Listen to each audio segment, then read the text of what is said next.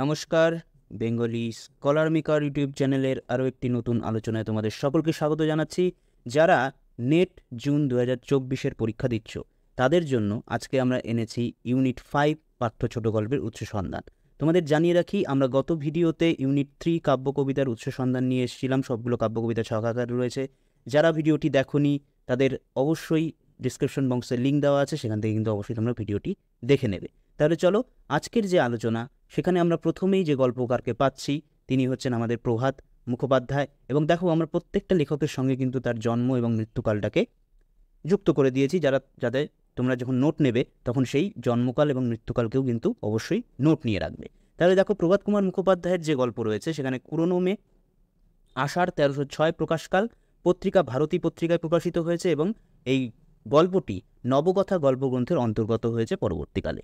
একইভাবে বিবাহের বিজ্ঞাপন যেখানে দেখা যাচ্ছে বৈশাখ 1312 বঙ্গাব্দে এর প্রকাশ হচ্ছে এবং প্রবাসী পত্রিকায় এর প্রকাশিত হচ্ছে এবং দেশীয় বিলাতি গল্পগ্রন্থে পরবর্তীকালে এই গল্পের অন্তর্গত হচ্ছে। এখানে পরবর্তী লেখকের কাছে যাওয়ার আগে একটু তোমাদের জানিয়ে রাখি যে দেখো, আমাদের যে গল্পগুলো রয়েছে নেট সিলেবাসে, সেখানে কিন্তু যে প্রত্যেকটা জায়গারই যে আমরা প্রকাশকাল পেয়েছি বা প্রত্যেকটা গল্পই যে পত্রিকাতে প্রকাশিত হয়েছে এমনটা কিন্তু নয়, বা প্রত্যেকটা গল্পই যে গল্পগ্রন্থে পরবর্তীতে প্রকাশিত হয়েছে এমনটাও নয়। সব গল্পের কিন্তু প্রসেসটা একরকম নয়। যেমন প্রভাত কুমারটা আমরা প্রকাশকাল, পত্রিকা, গল্পগ্রন্থ সবই পাচ্ছি, কিন্তু পরবর্তীতে কিন্তু আমরা সেই জিনিসটা পাচ্ছি না। যেমন দেখো, পরবর্তী যে আমাদের গল্পকার রয়েছে পরশুরাম।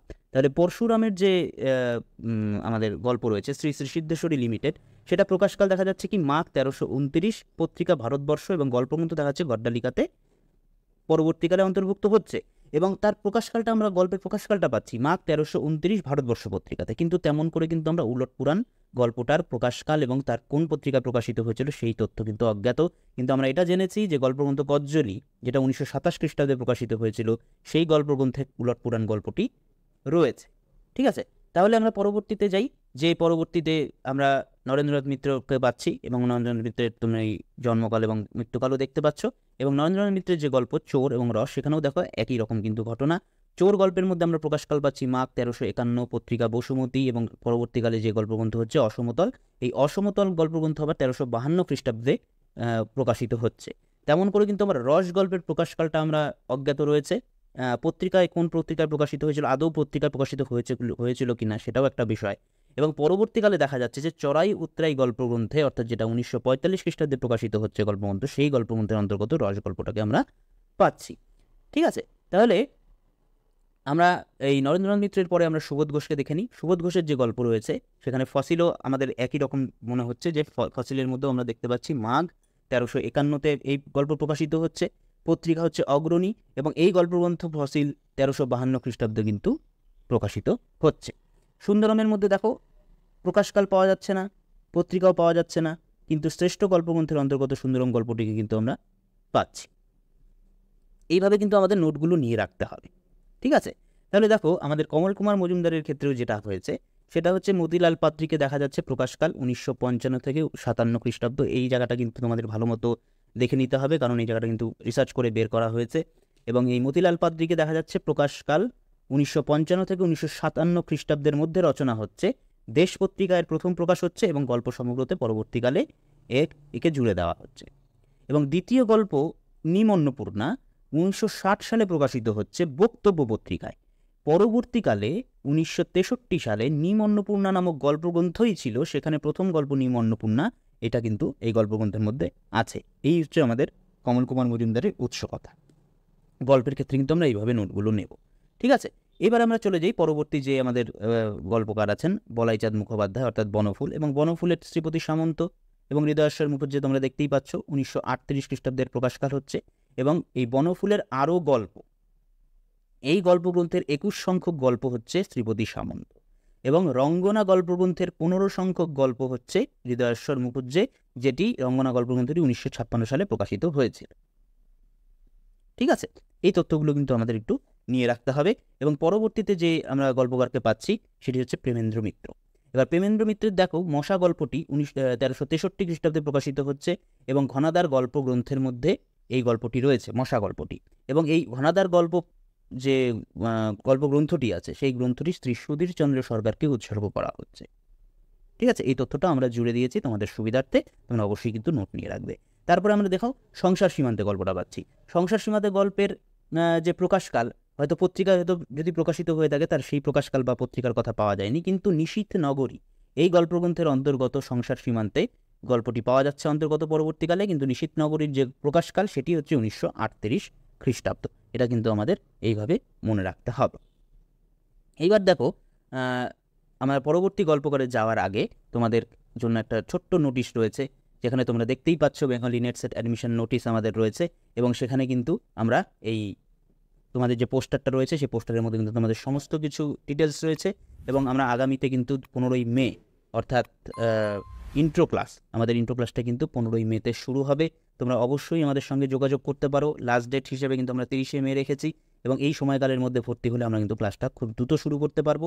তোমরা যদি চাও তাহলে আমাদের সঙ্গে টেলিগ্রামে যোগাযোগ করতে পারো, নম্বর দেওয়া রয়েছে, এই নম্বরে কিন্তু আমাদের সাথে অবশ্যই যোগাযোগ করতে পারো। দেখো, সমস্ত ডিটেলস কিন্তু আমি এই তোমাদের পোস্টারের মাধ্যমে জানানোর চেষ্টা করছি, তোমরা অবশ্যই স্ক্রিনটা পজ করে সমস্ত কিছু কিন্তু তোমরা জেনে নিতে পারো, এবং আরও যদি তোমাদের জানার কিছু থাকে তাহলে অবশ্যই আমাদের টেলিগ্রাম করতে পারো।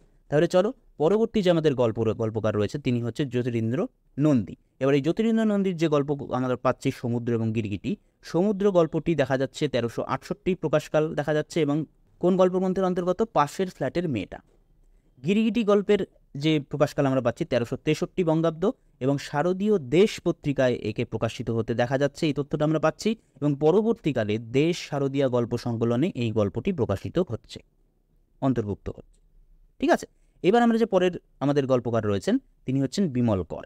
এবার বিমল করের যে গল্প আমরা পাচ্ছি জননী এবং ইঁদুর, জননী গল্পটি 1962 সালে দেশ পত্রিকায় প্রকাশিত হয়েছিল এবং পরবর্তীকালে শ্রেষ্ঠ গল্পে অন্তর্ভুক্ত হচ্ছে, এবং ইঁদুর গল্পটি 1952 খ্রিস্টাব্দে প্রকাশিত হচ্ছে উত্তরসূরি পত্রিকায়, সেটিও পরবর্তীকালে শ্রেষ্ঠ গল্পে অন্তর্ভুক্ত হচ্ছে।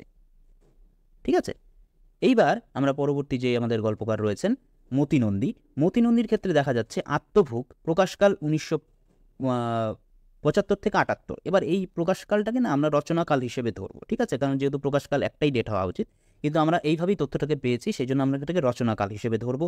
কোনো পত্রিকার সন্ধান পাওয়া যায়নি কোথায় প্রকাশিত হয়েছে, কিন্তু গল্পগ্রন্থের আমরা তথ্য পাচ্ছি, যেখানে চতুর্থ সীমানা নামক গল্পগ্রন্থের মধ্যে আত্মভুক গল্পটি রয়েছে, এবং কপিল নাচছে এই গল্পগ্রন্থের মধ্যে সভাগার গল্পটি রয়েছে, এবং সভাগার গল্পের রচনাকালটা আমরা 1978 থেকে 87 সালের মধ্যে ধরে নিতে পারি, এরকম তথ্য আমাদের কাছে রয়েছে। ঠিক আছে, এইবার আমরা পরবর্তী যে আমাদের গল্পকার রয়েছেন তিনি হচ্ছেন লীলা মজুমদার। এবার লীলা মজুমদারের আমরা জানি প্রতিবেশীর বর্মী বাক্স এবং পেশাবদল, এবং প্রতিবেশীর বর্মী বাক্স শ্রাবণ 1360, এটা কোনো গল্পগ্রন্থতে যুক্ত হয়নি পরবর্তীকালে, কারণ সিগনেট প্রেস থেকেই আমরা এই দুটো গল্পকে পাচ্ছি, একটা 1360 পাচ্ছি, আর সিগনেট প্রেস থেকেই পরবর্তীকালে পেশাবদল বেরোচ্ছে 1953 খ্রিস্টাব্দে। ঠিক আছে, আমরা এইভাবে তথ্যগুলোকে নেব।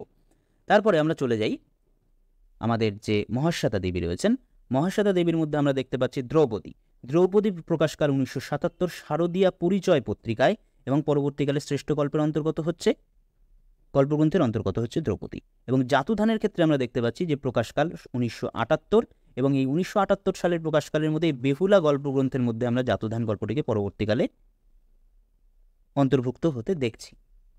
ঠিক আছে, তাহলে এই গেল আমাদের মহাশ্বেতা দেবী, এবং মহাশ্বেতা দেবীর পরবর্তীতে যে আমরা গল্পকারকে পাচ্ছি তিনি হচ্ছেন সুনীল গঙ্গোপাধ্যায়, এবং সুনীল গঙ্গোপাধ্যায়ের যে আমাদের গল্প রয়েছে নেটে, গরম ভাত অথবা নিছক ভূতের গল্প, সেটার প্রকাশকাল আমরা 1978 সালে পাচ্ছি, এবং গরম ভাত অথবা নিছক ভূতের গল্প গ্রন্থেরই অন্তর্গত নাম গল্প এই গরম ভাত অথবা নিছক ভূতের গল্প। রাত পাখি সম্পর্কে কোনো তথ্য পাওয়া যায়নি। ঠিক আছে, পরবর্তী যে গল্পকার সেই গল্পকারের কথা আমরা জানি সৈয়দ মুস্তফা সিরাজ। সৈয়দ মুস্তফা সিরাজের ক্ষেত্রে যে বিষয়গুলো সেটা হচ্ছে বাদশাহ এবং গগ্ন। বাদশাহ দেখো 1978 খ্রিস্টাব্দে প্রকাশকাল, বাদবাকি কোনো তথ্য পাওয়া যাচ্ছে না, এবং গগ্নতে দেখা যাচ্ছে যে 100 বছরের সেরা গল্প সমরেশ মজুমদারের সম্পাদনায় প্রকাশিত হচ্ছে 100 বছরের সেরা গল্প, সেই 100 বছরের সেরা গল্পে সৈয়দ মুস্তফা সিরাজের গগ্ন গল্পটি স্থান পাচ্ছে। ঠিক আছে, এখন আমরা যে গল্পকারদের আলোচনা করলাম সেখান থেকে 2 থেকে 3 আছেন এরকম যে গল্পের উৎস প্রকাশ কিছুই পাওয়া যায়নি, সেই জন্য আমরা সেগুলোকে আমাদের এই আজকের আলোচনার মধ্যে প্রবেশ করাইনি। সেই কারণে কিন্তু তোমরা অবশ্যই সেই জায়গাগুলোকে আলাদা করে রাখবে, যদি আমরা সেইটা রিসার্চ করে পাই তাহলে অবশ্যই আমাদের গ্রুপে জানানো হবে। তোমরা যদি আমাদের টেলিগ্রাম গ্রুপে থাকো তাহলে অবশ্যই সেখানে আমরা আপডেট করে দেবো, এবং কমেন্ট বক্সেও আমি পিন করে রাখবো, তোমরা অবশ্যই এই ভিডিওটি দেখলে পরে তোমরা জানতে পারবে। ঠিক আছে, অসংখ্য ধন্যবাদ তোমাদের শেষ পর্যন্ত থাকার জন্য। আলোচনাটি যদি ভালো লেগে থাকে তাহলে অবশ্যই আমাদের চ্যানেলটিকে সাবস্ক্রাইব করো, লাইক করো, আমার তাতে উৎসাহ বাড়ে, এবং অবশ্যই প্রচুর পরিমাণে বন্ধুবান্ধবের সঙ্গে এই ভিডিওটি শেয়ার করে দাও যাতে তারাও জানতে পারে যেরকম আলোচনা হচ্ছে। তোমরা চাইলে আমাদের টেলিগ্রাম গ্রুপের সঙ্গে যুক্ত হতে পারো, ডিসক্রিপশন বক্সে লিঙ্ক দেওয়া রয়েছে। তাহলে আজকে এখানেই শেষ করছি, দেখা হবে এরকমই আলোচনা নিয়ে পরবর্তী কোনো ভিডিওতে। ততক্ষণ ভালো থেকো, পড়াশোনায় থেকো, সুস্থ থেকো।